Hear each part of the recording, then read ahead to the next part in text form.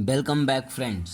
The concept of mathematics, math की जादुई दुनिया आपका हार्दिक अभिनंदन करती है। एक बार पुनः सोनू सर हाजिर हैं आपके साथ डेरिवेटिव्स के अगले पड़ाव पे बात करने के लिए। दोस्तों, जैसा कि आपने पता है कि हम लोगों ने डेरिवेटिव्स को अच्छे से हम लोगों ने कंप्लीट किया है। अब हम लोग को आगे जो पढ़ना है वो एप्लीकेशन ऑफ डेरिवेटिव्स है दोस्तों। और एप्लीकेशन ऑफ डेरिवेटिव्स में जो सबसे पहला टॉपिक हमारा आता है वो हम लोग पढ़ेंगे rate measure. Derivative as a rate measure, इसी को रेट ऑफ चेंज भी कहते हैं दोस्तों। क्या कहते हैं इसी को हम लोग? रेट ऑफ चेंज भी कहते हैं। इसका मतलब क्या हुआ? एक क्वांटिटी का दूसरे क्वांटिटी के रिस्पेक्ट में वैरी करना, मतलब कि एक एक फिजिकल क्वांटिटी जो हो किसी दूसरे क्वांटिटी के रिस्पेक्ट में जब अपना वैल्यू है ना या फिर डिस्टेंस है ना वो बदलता रहे तो वो क्या कहलाता है? एरिया वैरी कर सकता है, वॉल्यूम वैरी कर सकता है, तो ये क्या कहलाएगा? रेट ऑफ चेंज कहलाएगा। ध्यान रखना है, रेट ऑफ चेंज बोले तो यस, किसी एक फंक्शन का अपने आप में बदलाव लाना, किसके रिस्पेक्ट में? किसी दूसरे फंक्शन के रिस्पेक्ट में। ठीक है ना? हाँ जी, वैसे ही जैसे हम लोग क्या करते हैं ना, किसी की बातें हो रही होती है और वो व्यक्ति वहाँ पहुँच गया तो क्या करते हैं? बातें कन्वर्ट कर देते हैं। रेट चेंज हो गया ना, उसके आते ही कोई और बात शुरू हो गया। किसी के बारे में अगर बात हो रही हो, अब दोस्तों में खड़े हो, किसी दोस्त की बात हो रही हो, अब वो दोस्त अचानक पहुँच गया, हो सकता है उसके बारे में कुछ हम लोग निगेटिव बातें कर रहे हो और उस समय वो दोस्त पहुँच जाए तो हम लोग क्या करते हैं? उसकी बातों को हम लोग तुरंत बदल देते हैं, अपना रेट क्या करते हैं? चेंज करते हैं। किसके रिस्पेक्ट में? उसके रिस्पेक्ट में जो आया। मतलब एक फंक्शन का किसी दूसरे फंक्शन के रिस्पेक्ट में बदलाव ही क्या कहलाता है? रेट ऑफ चेंज कहलाता है दोस्तों। इस चीज़ को तो आप भली भांति परिचित होंगे आप लोग फिजिक्स में। ds by D t, ds by D t जानते ही होंगे क्या? इसका मतलब क्या है? Rate of change, rate of change of distance s, rate of change of distance s, okay, with respect to the time, नहीं, with respect to the time, है ना? तो ये क्या हुआ? डिस्टेंस का बदलना, घटना या फिर बढ़ना टाइम के रिस्पेक्ट में। किसके रिस्पेक्ट में? टाइम के रिस्पेक्ट में। तो यहाँ पे एस एक फंक्शन है जो कि टी के रिस्पेक्ट में क्या हो रहा है? अपने रेट को बदल रहा है। ठीक है, चलो अब जब इसको हम लोग जान रहे हैं तो उसी तरीके से सिमिलर फैशन में और किसी ने क्या लिख दिया? dy by D x. तो इसका मतलब क्या होता है? Rate of change in y, है ना, with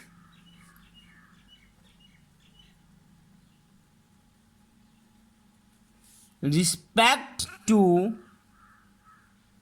what? Time.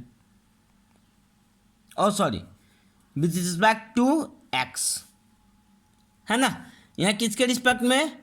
With respect to x। Okay, क्या कहा? Rate of change in y with respect to x। ठीक है, चलो। तो अगर हम लोगों ने ये समझ लिया कि एक y एक फंक्शन है जो कि x के रिस्पेक्ट में अपने वैल्यू को बदल देता है, नहीं तो ये क्या कहलाएगा, सिंपल कॉन्सेप्ट है रेट ऑफ चेंज का, कि एक फंक्शन किसी दूसरे फंक्शन के रिस्पेक्ट में अपनी वैल्यू को क्या करे, बदल दे, नहीं तो क्या कहलाएगा, रेट ऑफ चेंज। ओके चलिए, तो देखिए इसमें रेट ऑफ चेंज में एरिया भी बदल सकता है। मैंने क्या कहा, किसी चीज़ का एरिया वैरी हो सकता है, किसी चीज़ का वॉल्यूम वैरी हो सकता है, किसी का सरफेस एरिया वैरी हो सकता है ना। तो हमने क्या करना है यहाँ पे, अब मेंसुरेशन के कुछ फार्मूलाज हमें याद रखने होंगे, क्षेत्रमिति के कुछ फार्मूला हमें याद रखना पड़ेगा दोस्तों। जैसा कि सर्किल हो गया, तो सर्किल की आप एरिया क्या होता है, उसका एरिया क्या है या फिर क्षेत्रफल क्या है, उसको हमको ध्यान रखना है। उसका सरकमफ्रेंस क्या होता है, परिधि, उसके बारे में हम लोग उसके फार्मूलाज को हमें दिमाग में रखना होगा। उस तरीके से स्क्वायर का मतलब वर्ग का क्या होता है, फिर ट्रायंगल का, उसके बाद फिर हम लोग ध्यान से देखेंगे तो घन, घनाभ, शंकु, इन सभी को, है ना, क्यूब हो या क्यूबॉइड हो या फिर कोण, कोण हो गया शंकु, क्यूब हो गया घन, अब क्यूबॉइड हो गया घनाभ, ठीक है ना दोस्तों। तो इन सभी पे हम लोग क्या करेंगे, रेट ऑफ चेंज का असर होता है, ठीक है दोस्तों। चलिए एक क्वेश्चन लेके हम आपको समझाने की कोशिश करते हैं रेट ऑफ चेंज को। क्वेश्चन कहता है find the rate of change of area of a circle with respect to its radius R. क्या कहता है, find the rate of change, find the rate of change of a circle, of a circle with respect to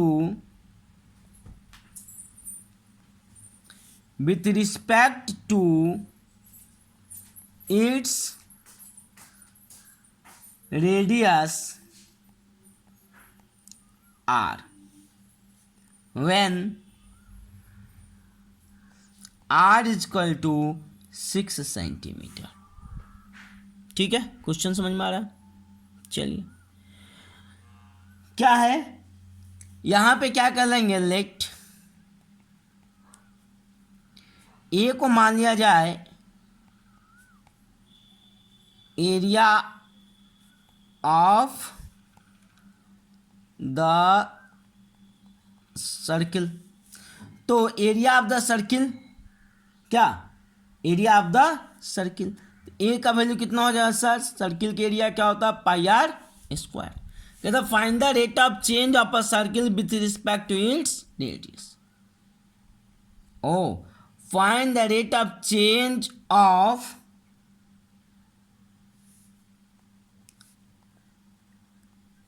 the area of the circle. ठीक है, area of the circle, sorry question क्या है, find the rate of change of the area of the circle with respect to its radius R when R is equal to 6 centimetre. ठीक है, चलिए ए is equal to क्या हो गया, area of the circle. तो ए is equal to हम लोग क्या लिख सकते हैं, सिंपल पाई आर स्क्वायर।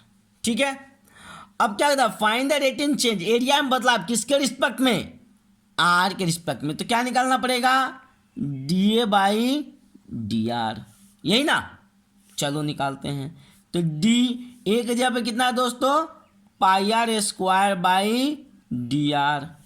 अब यहाँ ध्यान देना है, कांस्टेंट को हम लोग क्या करेंगे, बाहर, तो D r square by d r, और पाई देखो यहाँ भी आर यहाँ भी आर, एक्स के पावर एन वाला फॉर्मूला, तो क्या हो जाएगा 2r। नहीं, चूंकि यहाँ पे कौन सा फॉर्मूला यूज हो रहा है, ये वाला, यहाँ लिखता हूँ, डी एक्स के power N by D X क्या होता है, एन इंटू एक्स के पावर एन माइनस 1। क्योंकि यहाँ x और यहाँ भी x है, तो उस तरीके से यहाँ भी r है तो यहाँ भी r है। तो वैल्यू हमको क्या मिल गया, dA/dr की वैल्यू कितना हो गया दोस्तों, 2πr। लेकिन एरिया निकालना है कब, जब रेडियस कितना है, 6 सेंटीमीटर है। तो लिखेंगे dA/dr eight r is equal to 6, तो 2π इंटू 6 इजकल टू 12π। तो लेकिन चेंज इन एरिया कितना हो गया, 12π। और चूंकि एरिया है तो सेंटीमीटर स्क्वायर पर सेंटीमीटर, क्योंकि किसके रिस्पेक्ट में, रेडियस की रिस्पेक्ट में है ना, यस। तो 12π सेंटीमीटर स्क्वायर पर सेंटीमीटर, ठीक है। यह है आपका रेट ऑफ चेंज। देखिए कितना सिंपल है ना, सिंपल। चलिए आगे बढ़ूं, चलो एक क्वेश्चन और लेता हूं।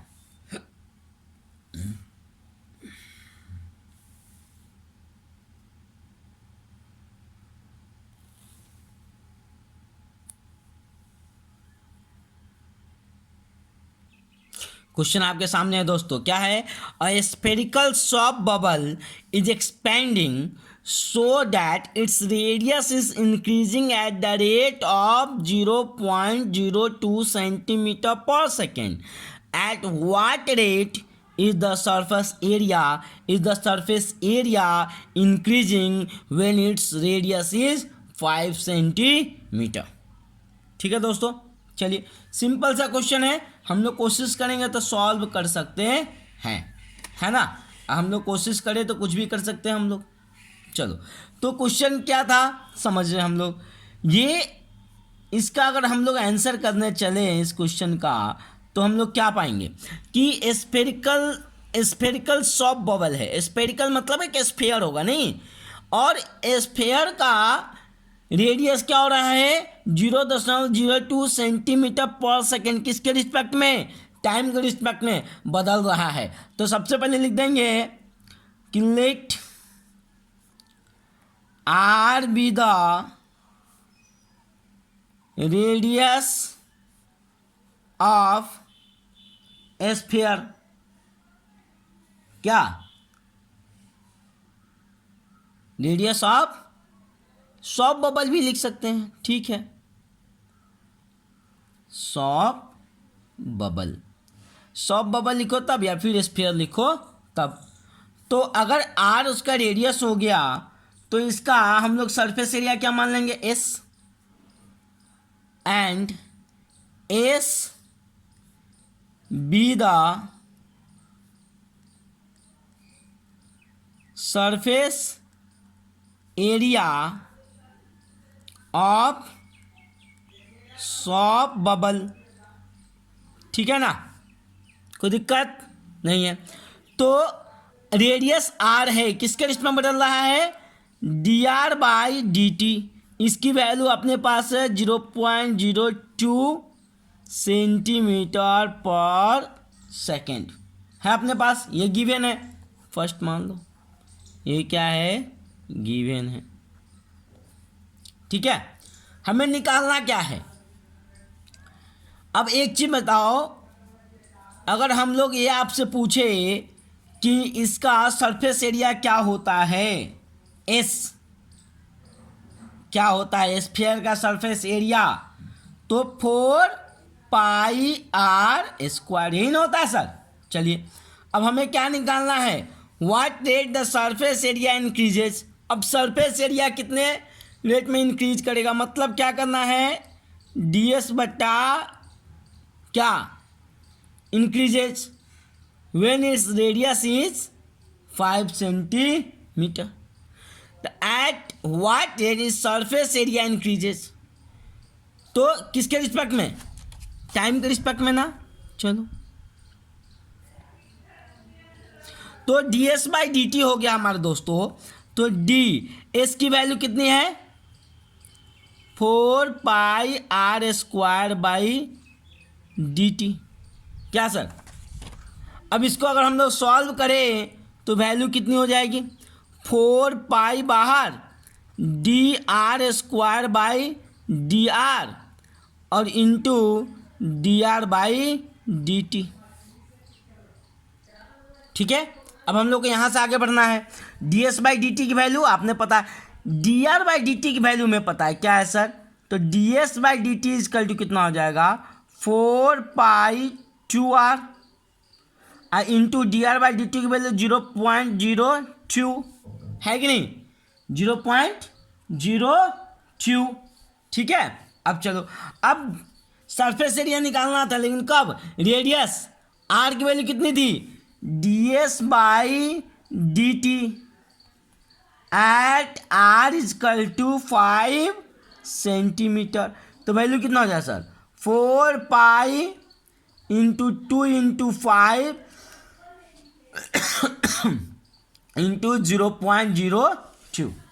नहीं तो सरफेस एरिया है तो कितना हो जाएगा, सेंटीमीटर स्क्वायर पर सेकेंड में आएगा आंसर। तो वैल्यू कितना हो जाएगा सर,